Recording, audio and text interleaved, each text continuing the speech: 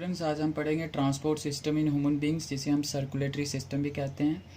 Circulatory system में heart काम करता है as a main circulatory organ और लंग्स काम करेंगे प्यूरिफिकेशन आर्गन का। कंपोनेंट्स, हमारे सर्कुलेटरी सिस्टम के तीन इंपॉर्टेंट कंपोनेंट्स होते हैं, हार्ट, ब्लड और ब्लड वेसल्स। हार्ट को हम अभी डिस्कस करेंगे। ब्लड एक कनेक्टिव टिश्यू है जो रेड इन कलर होता है due to the presence of the haemoglobin, और मेन फंक्शन होता है to carry and transport oxygen to the various parts of the body. अब देखिए, ब्लड के आगे चार इंपॉर्टेंट कंपोनेंट्स है, प्लाज्मा, आरबीसी, डब्ल्यूबीसी और प्लेटलेट्स। प्लाज्मा जो है ब्लड में प्रेजेंट होता है, उसका 90% पार्ट वाटर होता है, 4% पार्ट जो है कॉमन साल्ट सोल्यूशन है। अब ये मीडियम प्रोवाइड करता है ताकि ये तीनों सेल्स यहाँ इमर्स्ड हो सकें। रेड ब्लड सेल्स, जिनको हम लोग एरिथ्रोसाइट्स कहते हैं, ये रेड इन कलर होते हैं क्योंकि इन्हीं में हीमोग्लोबिन प्रेजेंट होता है और इनका मेन फंक्शन होता है to carry oxygen. WBC, white blood cells, इनका मेन फंक्शन होता है to fight against infections. Platelets, इनका मेन फंक्शन होता है ब्लड क्लॉटिंग। अब देखिए ब्लड वेसल्स क्या हैं? ये इंपॉर्टेंट कंपोनेंट्स हैं। हमारा जो ब्लड है वो ब्लड वेसल से होता हुआ गुजरता है। विकास इंपॉर्टेंट है क्योंकि सभी बॉडी सेल्स को ऑक्सीजन न्यूट्रिएंट की सख्त ज़रूरत होती है और वो फास्टली प्रोवाइड तभी हो सकता है जब ब्लड डायरेक्टली ब्लड वेसल्स के थ्रू जाए। जैसे आप देख रहे हो, हार्ट में ब्लड, और ब्लड किस में फ्लो कर रहा है? Blood vessels. ऐसे सर्कुलेटरी सिस्टम जहाँ पे ब्लड वेसल्स हों, उस सर्कुलेटरी सिस्टम को हम बोलते हैं क्लोज्ड सर्कुलेटरी सिस्टम, जैसे हम में है। ओपन सर्कुलेटरी सिस्टम में ब्लड वेसल्स नहीं होती, जैसे इंसेक्ट और स्पाइडर्स में। अब ब्लड वेसल्स तीन तरह के हैं, आर्टरी, वेन और कैपिलरी। आर्टरी कैरी करती हैं oxygenated blood except pulmonary artery, और वेन कैरी करती हैं deoxygenated blood except pulmonary vein. ये क्यों? ये हम पढ़ेंगे स्ट्रक्चर ऑफ हार्ट में। Capillary thin walled blood vessel है जो कि प्रेजेंट होती है at the end of artery और वेन, ताकि ये एक एक सेल को जो है वो खाना प्रदान करवा सके थ्रू ब्लड।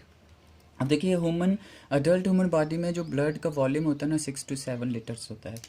अब देखिए, हम पढ़ते हैं हार्ट क्या है? हार्ट जैसे हमें पता है थोरेसिक कैविटी में प्रेजेंट होता है। लेफ्ट लंग के साथ कार्डिक नॉच होती है, वहाँ स्पेस प्रेजेंट होता है जिसे बोलते हैं मेडिस्टिनल स्पेस, वहाँ पे हार्ट प्रेजेंट होता है। हमारा ह्यूमन हार्ट जो है वो उसका जो साइज़ है just like the large fist, और उसका जो वेट है नियर वो 280 to 350 ग्राम्स होता है। अब देखिए, ह्यूमन हार्ट को चैम्बर हार्ट भी कहते हैं क्योंकि हमारे 4 चैम्बर होते हैं, 2 आरिकल्स के और 2 वेंट्रिकल्स के। ये जो ऊपर वाले चैम्बर्स बना रहा हूँ मैं, ये किसके हैं? आरिकल्स के। अब याद रहे आपको हार्ट का स्ट्रक्चर। ह्यूमन हार्ट में क्या होता है कि जो लेफ्ट पार्ट है ना ह्यूमन हार्ट का, वो स्लाइटली डाइवर्टेड होता है टूवर्ड्स द लेफ्ट साइड, ये देखिए, और इसीलिए हमें जो हार्ट बीट है वो सुनाई देती है towards the left side of the chest, ये देखिए, ठीक है। तो ये रहा हमारे पास स्ट्रक्चर ऑफ हार्ट रफली। हार्ट को कवर किया गया होता है एक पेरिकार्डियल मेम्ब्रेन से, जो पेरिकार्डियल शीथ का काम करती हैं, और ये हार्ट को शॉक नहीं लगने देते हैं, शॉक ऑब्जर्वर का काम करते हैं, क्योंकि इनके बीच क्या होता है? फ्लूइड, जिसे हम बोलते हैं पेरिकार्डियल फ्लूइड, ठीक है। अब देखिए, हार्ट के ये तैयार। अब हम ब्लड वेसल्स बनाते हैं।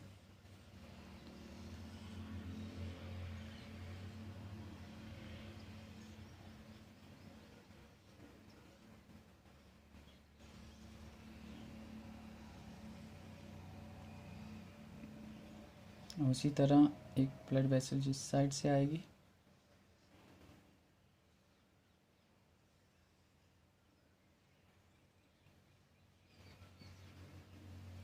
देखिए,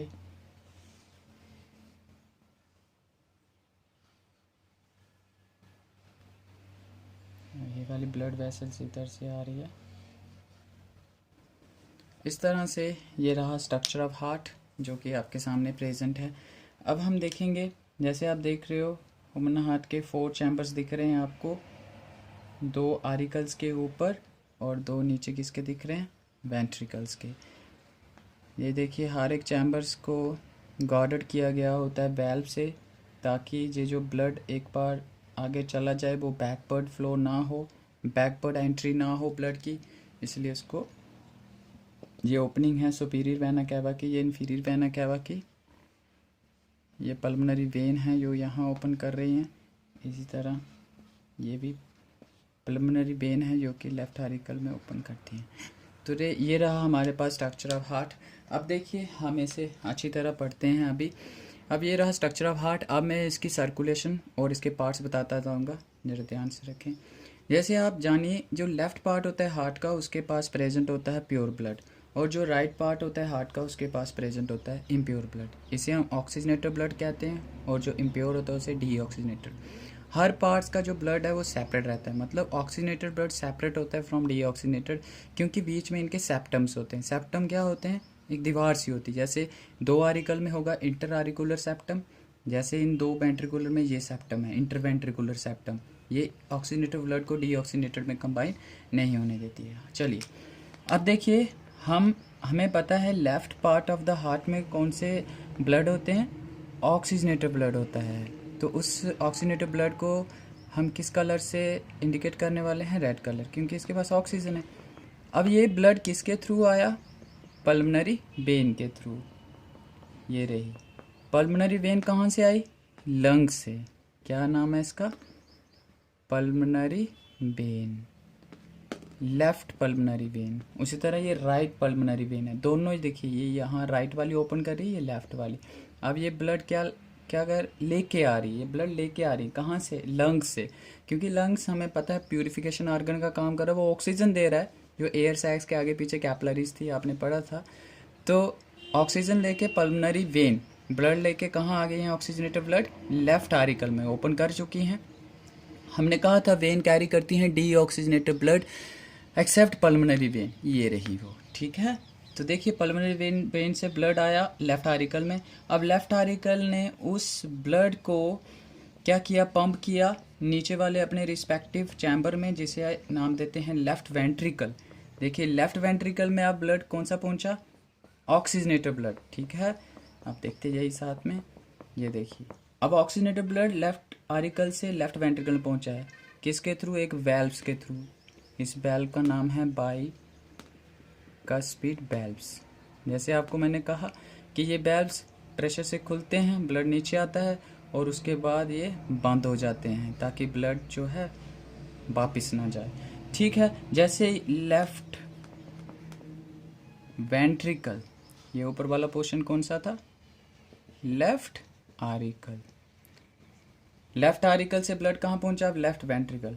अब लेफ्ट वेंट्रिकल में ब्लड जैसे ही पहुंचा, वो blood oxygenated blood left ventricle pump करेगी एक बड़ी सी आर्टरी से, जिसे हम नाम देते हैं एओर्टा, और ये ब्लड लेके जाएगी पूरे बॉडी पार्ट्स में ताकि सभी बॉडी सेल्स को क्या मिल सके? ऑक्सीजन। क्या नाम है इसका? एओर्टा। अब ये एओर्टा आगे जाके आर्टरी, आर्टरियोल्स और कैपिलरीज में डिवाइड हो जाएगी ताकि हर एक सेल्स को क्या मिल सके? इससे ऑक्सीजन, ठीक है। अब देखिए इस ऑक्सीजनेटेड ब्लड, ये ब्लड हार्ट से क्या गया है? बाहर गया है, ठीक है। इसलिए हम एरो ऐसे बनाएंगे, ठीक। ये ब्लड अब कौन ले लेंगे? बॉडी सेल्स, और ब्लड क्या हो जाएगा? डीऑक्सीजनेटेड। जब सेल्स ने ऑक्सीजन ले लिया तो ब्लड डीऑक्सीजनेटेड। अब वो ब्लड जो है कैरी करती हैं वेन, फिर वेन छोटी छोटी जुड़ के बड़ी वेन बनाते हैं जिन्हें हम नाम देते हैं वेना कैवा। एक वेना कैवा आता है अपर बॉडी पार्ट से ब्लड लेके डीऑक्सीजनेटेड, ठीक है, और एक वेना कैवा आता है लोअर बॉडी पार्ट से ब्लड लेके। ये छोटे छोटे वेन जुड़ के बना रही हैं, ठीक है। जो अपर बॉडी पार्ट से लेके आता है उसे हम बोलते हैं सुपीरियर वेना कैवा। जो लोअर बॉडी पार्ट से लेके आता है उसे हम बोलते हैं इन्फीरियर वेना कैवा, याद रहे, ठीक है। अब दोनों ओपन कर रहे हैं कहाँ पे? राइट आरिकल में। कहाँ ओपन कर रहे हैं? राइट आरिकल में। अब दोनों ओपन किए राइट आरिकल में, इसका मतलब राइट आरिकल में हमारे पास अब कौन सा ब्लड पहुंचा है? डीऑक्सीजनेटेड। ये ब्लू कलर इंडिकेट कर रहा है डीऑक्सीजनेटेड ब्लड को, जिसमें ऑक्सीजन नहीं है, ठीक है। अब राइट आरिकल इस ब्लड को पंप करेगी नीचे वाले चैम्बर में, जिसे नाम देते हैं राइट वेंट्रिकल। अब राइट वेंट्रिकल में ब्लड पहुंच चुका है कौन सा? Deoxygenated blood.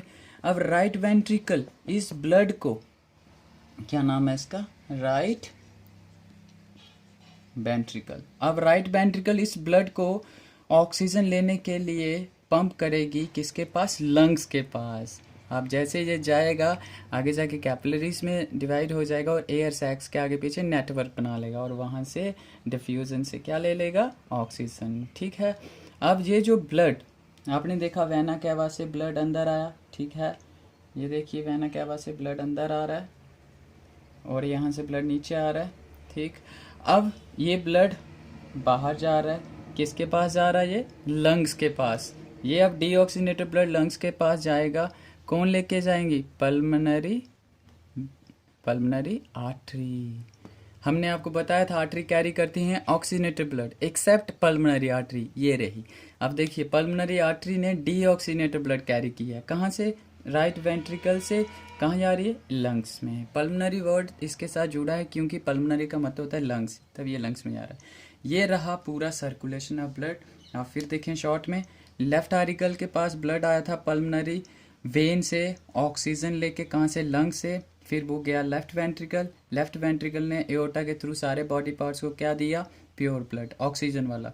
अब बॉडी पार्ट्स ने जैसे ऑक्सीजन ले लिया, वो ब्लड हो गया डीऑक्सीजनेटेड, इम्प्योर। अब वो ब्लड छोटे छोटे बेन कैरी करेंगे और वेना कैवा बनाएंगे, एक सुपीरियर अपर बॉडी पार्ट से आएगा, एक इन्फीरियर बॉडी पार्ट से आएगा और दोनों ओपन करेंगे राइट आरिकल में। राइट आरिकल उस ब्लड को भेजेगी राइट वेंट्रिकल और राइट वेंट्रिकल उस इम्प्योर ब्लड को भेज रही है कहाँ पे, लंग्स में। और किसके थ्रू भेज रही है, पल्मोनरी आर्टरी के थ्रू। इस तरह से आपने देखा ब्लड आया, फिर लंग से, फिर यहाँ वापस आ रहा है, तो ये सर्कुलेशन हुआ। आपने एक चीज़ देखी, ये जो ब्लड यहाँ था लेफ्ट आरिकल में, लेफ्ट वेंट्रिकल, बॉडी पार्ट्स में गया, बॉडी पार्ट से होके फिर हार्ट के पास आ रहा है, फिर हार्ट के राइट पार्ट से गुजरता हुआ लंग्स के पास गया, फिर ये यहाँ आके एक कंप्लीट सर्कुलेशन कर रहा है। इसका मतलब हमारे हार्ट में जो ब्लड है उसको एक कंप्लीट सर्कुलेशन पूरी करने के लिए हार्ट से 2 बार गुजरना पड़ता है, इसलिए हमारी सर्कुलेशन को कहा जाता है डबल सर्कुलेशन।